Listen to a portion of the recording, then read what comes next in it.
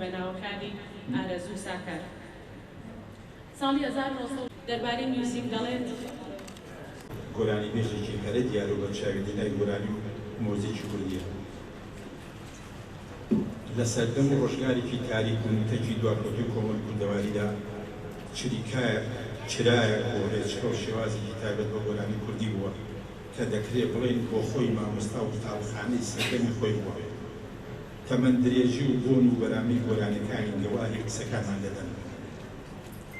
دواتریش دەڵێن پێویست بۆ ناکات لێرە جاریشتر باز دەتوانە و بەهرەی حەسنجێت بکەیت. بەڵکو هێندەی هەیە و دەکرێت و ئەوەی مەبەستە لەم خێناڵەوە بێنم زەنگی گەلووی پڕ لە سۆزی حەسەن زیرەک ببەمەوە بە جوێینەوەی نوێیان.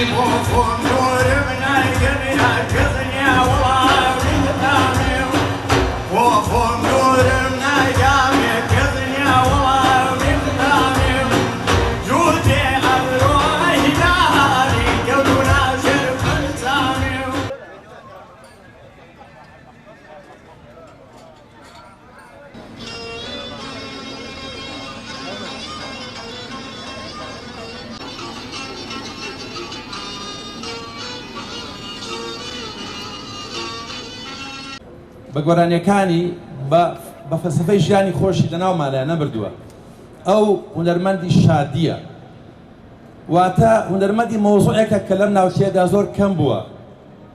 لە زمانی قەدیمەوە لە زۆر کۆنەوە ئەم ناوچەی ئێمە بەداخەوە ناوچەی شەڕ و ئاژاوە و تاریکی بووە لە ئەرز و ئاسمانەوە.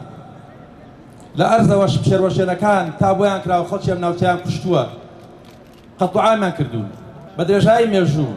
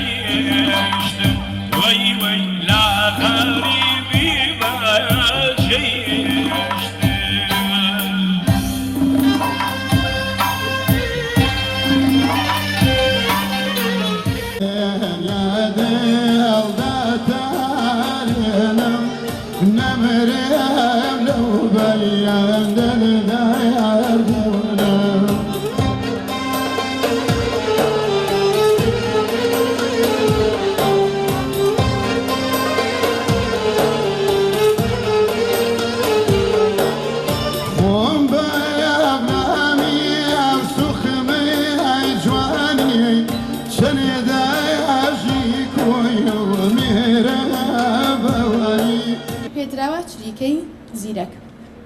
دەستەکان خۆش بێ کاکە زۆزت تۆش بە هیوای بەردەوامی